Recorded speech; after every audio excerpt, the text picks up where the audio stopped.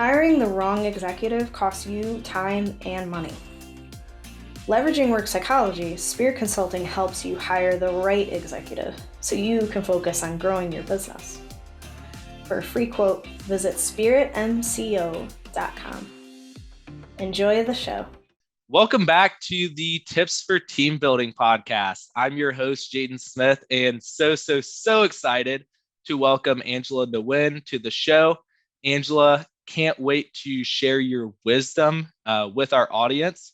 For those who don't know you, who are you? Well, thank you for having me today. Thank you for that introduction. Oh, who am I? So, first and foremost, I guess I would tell you that I am the Assistant Vice President of Talent Management and Employee Relations with Hospital Sisters Health System in Springfield, Illinois.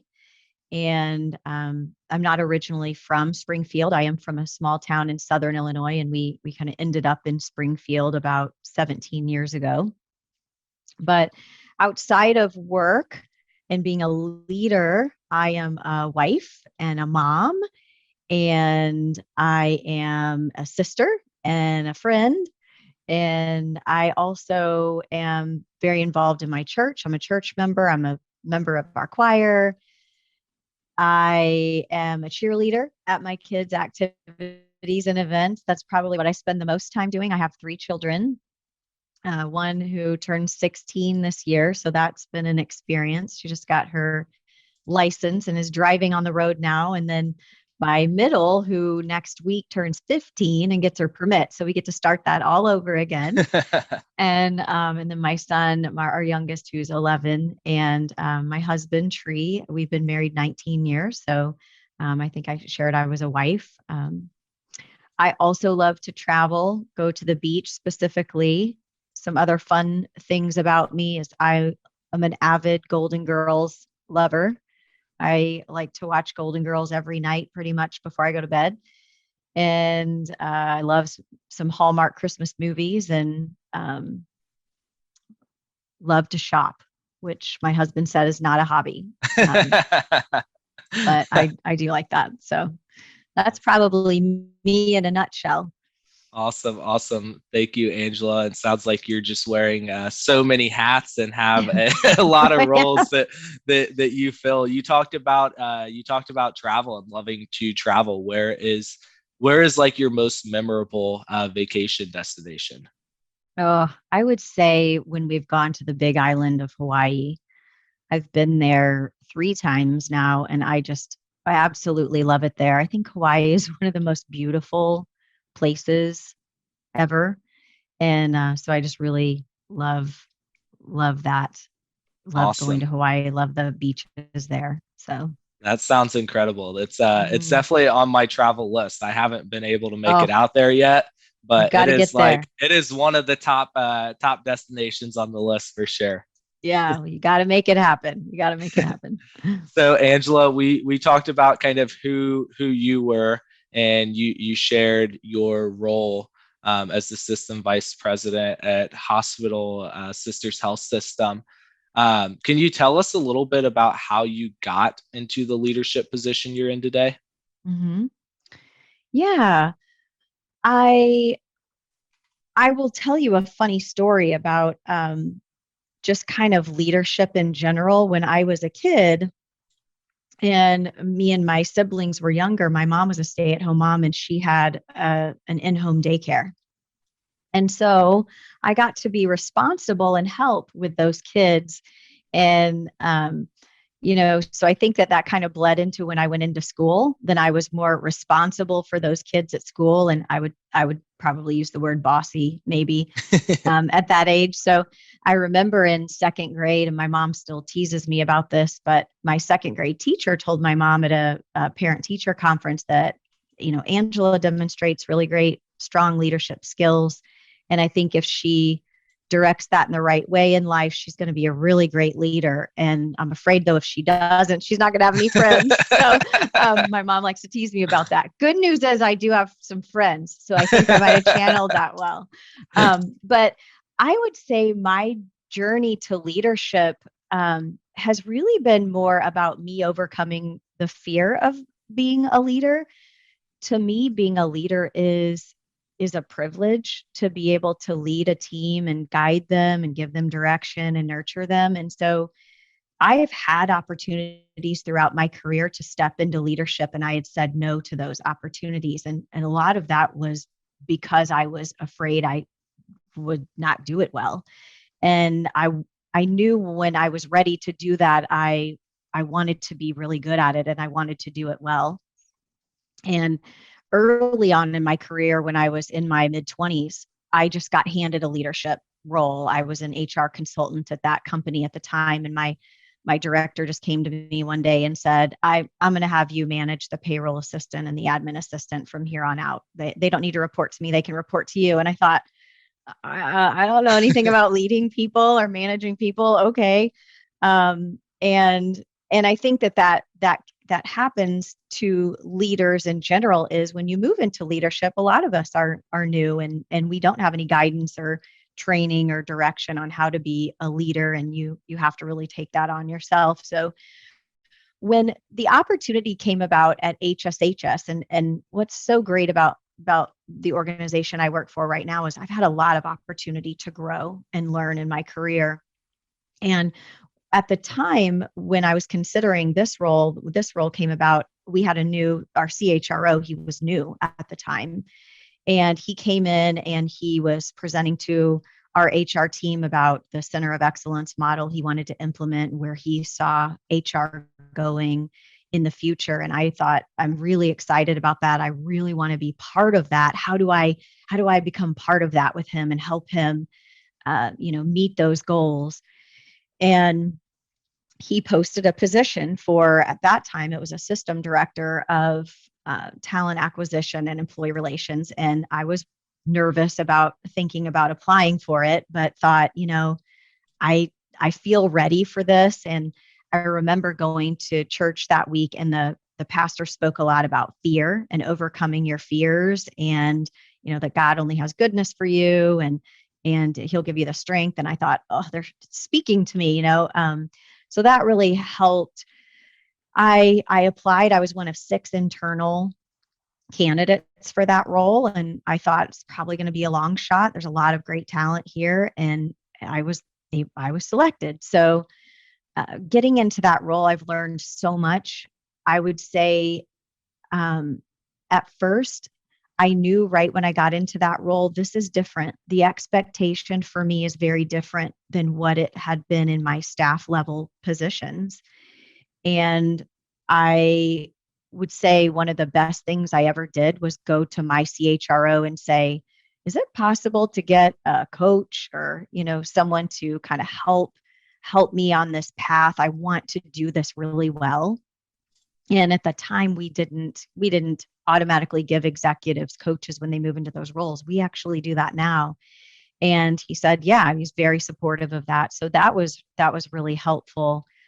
And about a year into that role, seeing the outcomes and, the things that I was able to accomplish and the responsibility that I had, he actually evolved that role into a vice president role that it is today. So again, I think as a leader, I definitely overcame my fear, but I'm still learning every day as a leader. And it really is, you're only as good as the team that you surround yourself with too. So, and also I think just always remembering that you're in it to help guide and support others, along with setting business strategy and making sure that you're instrumental in implementing those things. But it's also about taking care of that team and nurturing them to also grow and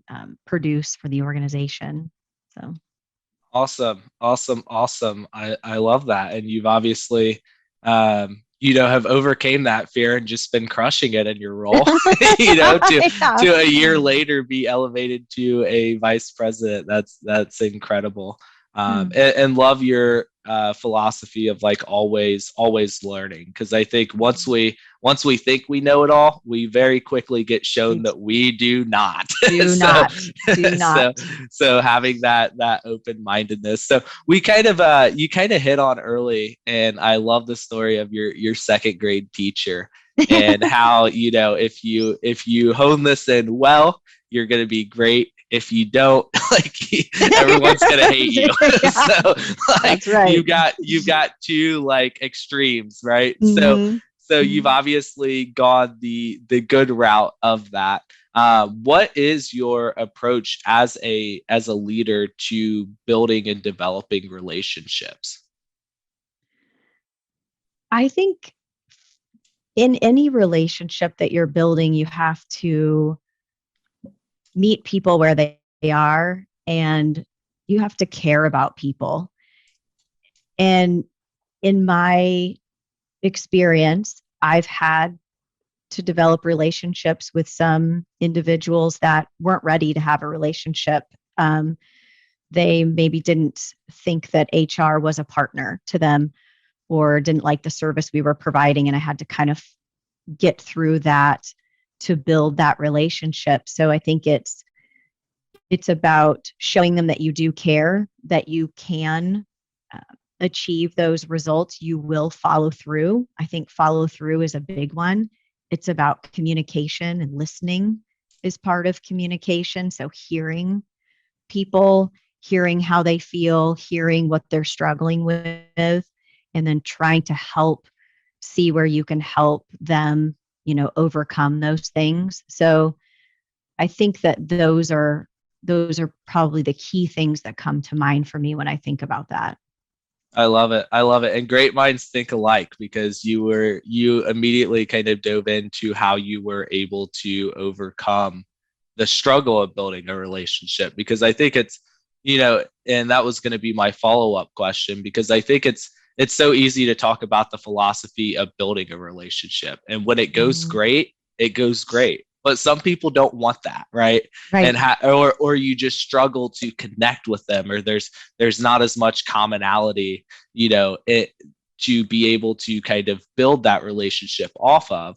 Or they, as you said, don't see HR as a partner, and you're just kind of the, the fly in the room.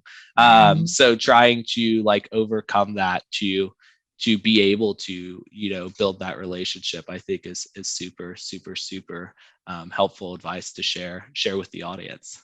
Yeah. So relationships, Angela, I think, especially within an organization, start at the very front end, and it starts with the candidate experience and kind of the recruitment process, bringing them into the organization. And in your role, I know that you have a lot to do with what that is. So what are some of the steps that you and your organization have taken to be able to ensure a positive candidate experience? Yeah, you are exactly right. It starts with that candidate before they ever decide they're going to work for you. It is really about building that brand and sharing that, employer value proposition. What do we have to offer them that's above and beyond what the competitor could offer them? And people are searching for jobs. They're consumers. Candidates are consumers, and they're looking for jobs just like they're looking for a new car, or they're going to buy a new product. There's so much out there for them to research and look at about your organization before they ever even decide they're going to apply for a job with you. So it's really important that your brand is positive and one that shows support of your, employees, and that you reward and you recognize and you value and you grow them. You want those positive things out there so they will consider you. And so it really does start with that candidate experience, and making sure that you're taking care of the candidates even before they ever decide that they want to even interview with you or accept your offer, on into their employee experience once you hire them. So Yeah. some of the things that we do is really focus on that branding and really focus on that experience. We've really in this market, because it's so tough, and I'm in healthcare, so you think nursing, you think lab, you think pharmacy, those clinical positions, those are tough. Some of those positions have been difficult to fill, but all of our positions have been very challenging. Our you know, competitor landscape has changed significantly. We're not just competing against healthcare organizations anymore. We're competing against retail and IT and other types of organizations, fast food, for example. So it really is about what we bring to the table that makes us different, that makes us stand out, and has people wanting to choose us over other opportunities that they have, because there are so many now for people to choose from. Have you been feeling unfulfilled? You want to be happy, but just continue to struggle. One of the best ways to experience joy is by caring for the homeless. A charity I've grown to love, River of Light, food rescues 1 million meals per year for the needy in Chicago. Imagine how that makes you feel, knowing that you're helping feed children and veterans. To make a tax-deductible donation, visit riveroflightchicago.org. Again, riveroflightchicago.org. No one should go to bed hungry. Yeah, absolutely. I think it's just such a hot employee market right now. As you mentioned, just so many options, so many competitors, and the people who, in organizations who are evolving in the way that they present themselves, or the way they, conduct their hiring process, are the organizations that are having these shortages, because they're not being able to move with the times and be adaptable to that. So I love to hear about the work that you all are doing to be able to combat that. Yeah, we're really trying to look at different ways to improve, to speed up that process. For example, we're piloting a direct hire process right now, and that's not for every job or for every department, but we do have a couple of areas that are letting us do that, where we're really doing that deep dive intake with that leader, and then we're finding the candidates that we feel are best fit, and we're going ahead and making those offers and moving them forward, and then the leader is meeting them after we've made those offers, to really speed up that process. So those types of things, trying to figure out how you can move faster. I tell my team, if we're not first to offer, then we're last. So we need to be the first one to give them the offer, and try to always give them the best offer that we can. And so, yeah, it's just always trying to keep up and think about, what other kind of innovative ideas can you have around this and getting talent. Right. And right now in healthcare, I know there's just, a nationwide shortage. Every healthcare system is struggling with being able to find talent. So maybe this next question is more focused towards, the pre-pandemic era, or, other industries, not healthcare, but, has just seen on LinkedIn and on the news of, companies that have been performing mass layoffs as they've overhired, or other companies who are mass hiring as they've underhired and they're not staffed properly. What advice would you share with our audience about knowing when it is the right time to hire, so that you don't run into either one of those extreme situations? That is a great question. And yes, we did see that, during the pandemic. We definitely saw, even within our own organization, having to do, reductions. And so I think when you're thinking about when you need to hire, it's really looking at, what are your volumes? What's your productivity? What really evaluating what those needs are. I would say putting data together with it is important, and evaluating, that data to see what do I really need and when and what's the timing. And sometimes people, I worked at an organization years ago, and we got into an overhire situation, placing bets on getting a new vendor, a new contractor that we thought were going to send us clients. And so we overhired, and then that contract fell through. So then we were in a reduction situation. And so I think it's sometimes you have to do that. There are times when maybe you're looking at all of that data to say, okay, what's our turnover? What's our time to hire?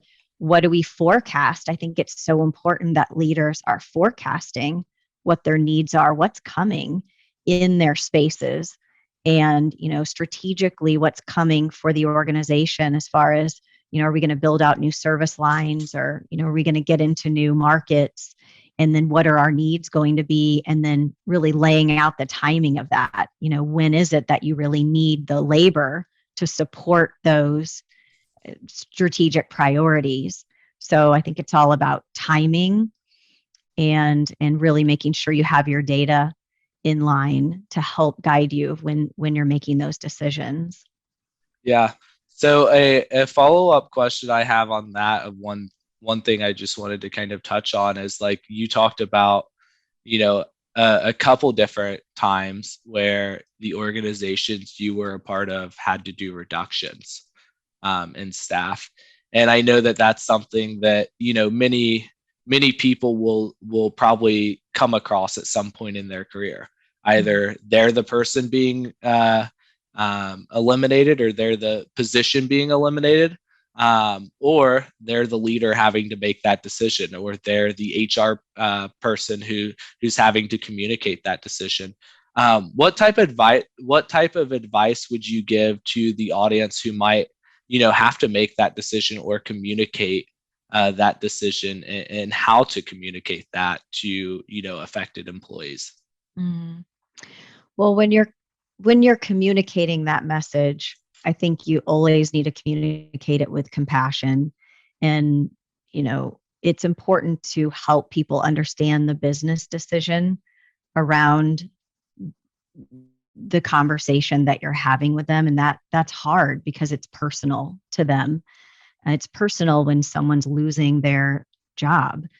So those can be really tough conversations to have. When I've gone through reductions, the recent reduction we went through during COVID, I had to reduce. Not only did I have to lead the reduction from the HR standpoint, but I also had to reduce people within my own team and have those conversations myself. So I was building the toolkit and training leaders on and how to have the conversations and putting together the severance agreements, but then also having to prepare myself and determine within my own team who was going to end up being impacted. And those are difficult decisions, when you have to really evaluate and that you need to cut back for financial reasons, for example, and you have to really look at a lot of different factors and make sure that you're making sound, equitable decisions in those cases. But having those conversations, if you go into them with compassion and caring and you empathize, you think about how you would want someone to have those conversations with you, and you just treat people with respect, I think is ultimately the key to it. It's not easy, and people react very differently. Some people understand and some people get angry, for example, but it's managing those emotions, understanding going into it, there could be some emotion in it. But I think as long as you're treating people with respect, the conversation can go well, even when it's hard. Yeah, absolutely. I think that just being that, like, empathetic, leader in that case, and, understanding the situation. So I think that's a very difficult conversation to have One that's, maybe less difficult to have is just, your typical performance management conversation. Still not an easy thing. It's still not something we like to do, but it's definitely easier than that, Yes. the layoff conversation. And you had kind of talked about like how you were really learning how to be a leader after being placed into leadership positions. So you didn't necessarily have like the formal training around these conversations. So Angela, could you share with us a time that you've botched a performance management conversation and what you were able to learn from that? Oh, yes. The one that comes to mind for me is a situation where I had an employee working for me, and he was so passionate about the role and really trying to do the very best that he could, but he just wasn't meeting expectations. He was missing deadlines. He wasn't timely with communication. I would get continuous complaints about no follow-up, no completion of tasks, those things. And so I would have conversations with him, and this is where I feel like I botched this process, if you will, is I kept having those conversations, but it was like Groundhog Day. I would just keep having the same conversation over and over, and I would get the same response. He would take ownership. He would feel really bad about, I didn't mean to, let that person down. You're right. I wasn't timely with that. Oh, I missed that deadline again. You're right. I'm going to do better. And as a leader, I wanted that for him. I saw his passion. I saw that his drive, he really did want it. I felt that. And I wanted him so badly to do well and to just kind of get it and do it and just meet deadlines and just, follow through and do those things. Okay, let's do them now. When you leave the room after you say you're going to, let's do them. But that old saying, you can lead a horse to water, but you cannot make them drink it. So I think as a leader, it's hard to remember that we can only do so much. We can have those conversations. We can provide training. We can give guidance.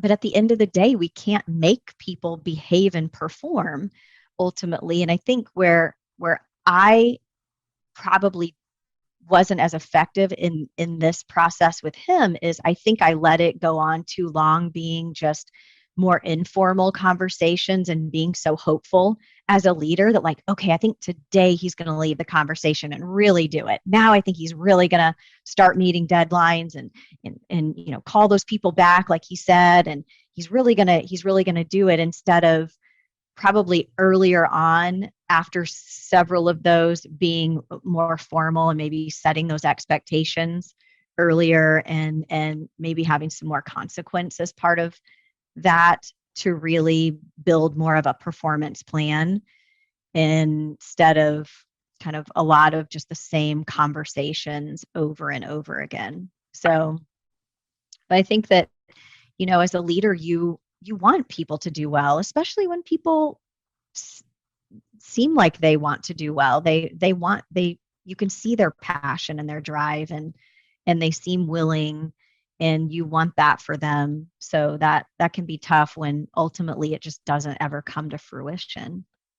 Yeah, no, absolutely. I think that like especially as a leader too, like you build those relationships with your team, you see their passion and maybe see the parts of their work that the other stakeholders don't see, but that's what's most important. But that gives you kind of that sense of like optimism and that blind optimism of like, this is going to be the day where we're turning this bus around. Let's go. That's right. And I like I've definitely, fallen victim to that myself as well. So definitely an easy and relatable thing to fall victim of, and just a good reminder, to people as they're, starting their leadership journeys. They're looking to get into leadership, or, they're well on their journey of like, looking at the facts and leaving kind of the emotion out of it. Because it's Yes. really easy to have that emotional piece. Like, I really like this person. They have a great attitude. They really contribute to the culture. They're going to turn it around. But then, the results are, what's important. I mean, obviously within reason, if things are going on, you want to be empathetic to what might be causing that. But if it's, just the same conversation over and over again, with no, valid explanation as to why that's happening, just leaving that piece out of it, I think that's definitely a good reminder. Yeah. Good points. So, Angela, we're seeing this transition in the world, of COVID and post-COVID, where a lot of teams and organizations are going fully remote. And here at Spirit Consulting, we went fully remote at the start of the pandemic and actually have no plans of returning back to the office, which is so weird for me because all of my experience prior to this was working, at a location with a team working with me. And it's definitely been like a challenging experience in my leadership journey of like finding ways to like creatively engage staff, remotely, and how to build those relationships and how to manage, performance and expectations, etc., remotely. And I think it's a challenge that a lot of people are kind of, facing right now. Is like, how do we do this? So what are some of the innovative ways that you are engaging your remote staff? Yeah, so we went fully remote for my talent acquisition team as part of, going through COVID. It wasn't something we really were able to do prior to that. So that was a new experience. And I would say what I've seen with my team is those that were with us before COVID and worked in an office and had relationships, as I've rounded with my team, what I'm hearing with our new team members versus those that have been with us is you can hear a difference from the new people who came in fully remote.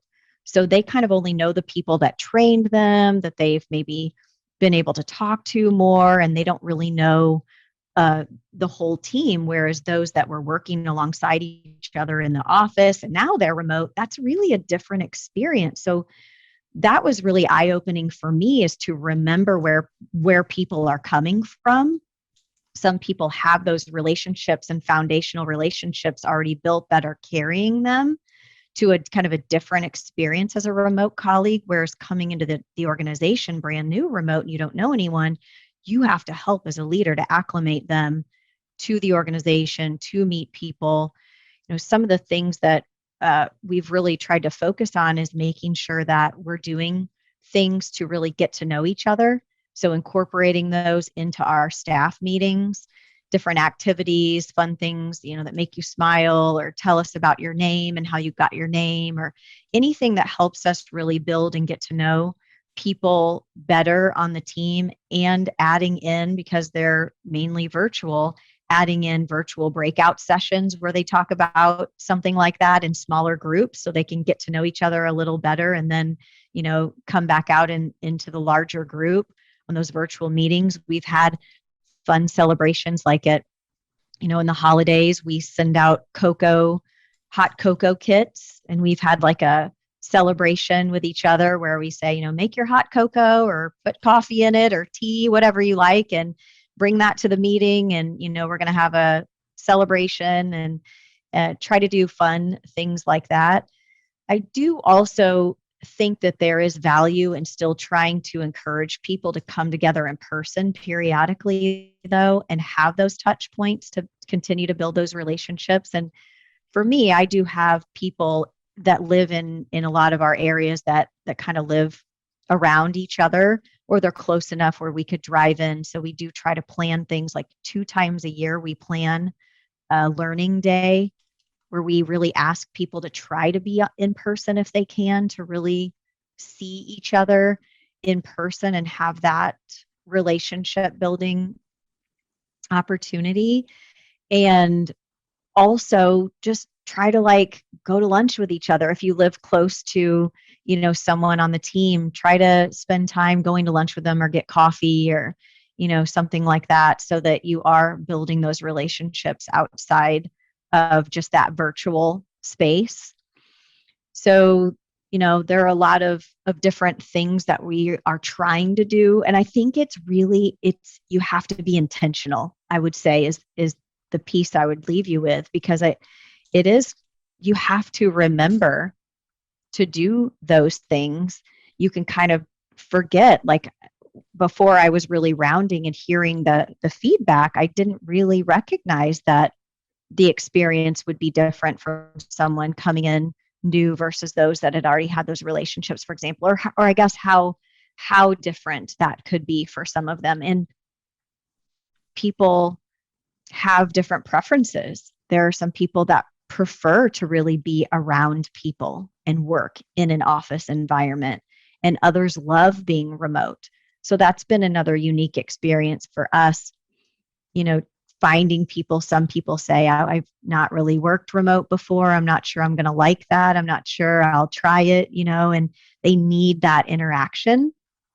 So it's trying to cater to kind of all of those needs together to really help continue to build that cohesive team. So it takes a lot of different things.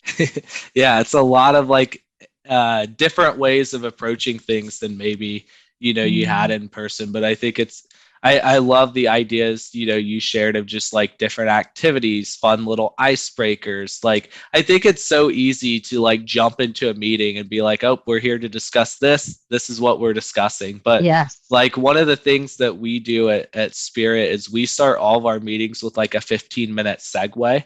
And so we might have 60 minutes scheduled. We spend the first 15 minutes, of our weekly meetings talking through like what's the best business and personal news that you've had in the last week since we've last talked. What's going on? What plans do you have this week? How are things? Just like, stuff like that. Or maybe it's like icebreakers, like, a couple people get in the meeting early and they start talking about one thing. So other people jump in and we kind of make a conversation out of that. We just basically have slotted that 15 minutes at the start of each meeting to just be that relationship building time. I love that. That's great. So that's a thing that we've done. And, it's really, I think that it's just made the meeting so much more productive, because once we get past that 15 minutes, now everyone knows it's business, right? But if you just jump straight into business, people are like, oh gosh, not this again. So it's just a creative way there. So Angela, if someone was inspired by your your story today, kind of your leadership journey, or any like pieces of advice that you shared, how can people reach out to you? Oh, well, they can definitely connect with me on LinkedIn. So find me there. I would love to connect with you there. You can email me it's Angela.Nguyen, that's Nguyen @hshs.org. Or they could give me a call if they like to talk on the phone. That's 217-492-5826. But I'd love to hear from you, connect with you, and network for sure. Awesome. And we'll include all of that in the show notes so individuals have access to that. I just want to say thank you so much, Angela, for being a guest on the Tips for Team Building podcast, where our mission is to inspire and propel others along in their leadership journeys. Really just enjoyed the opportunity to reconnect with you and be able to share your wisdom with our audience. And I look forward to continuing the dialogue. Thank you so much for having me today. It was a pleasure. Thanks for tuning in to the Tips for Team Building podcast, where we propel others along in their leadership journeys. If you enjoyed the show, would you please subscribe and leave a review wherever you listened? You can also visit www.spiritmco.com to find out more about how Spirit Consulting inspires virtuous leadership. We'll see you next time.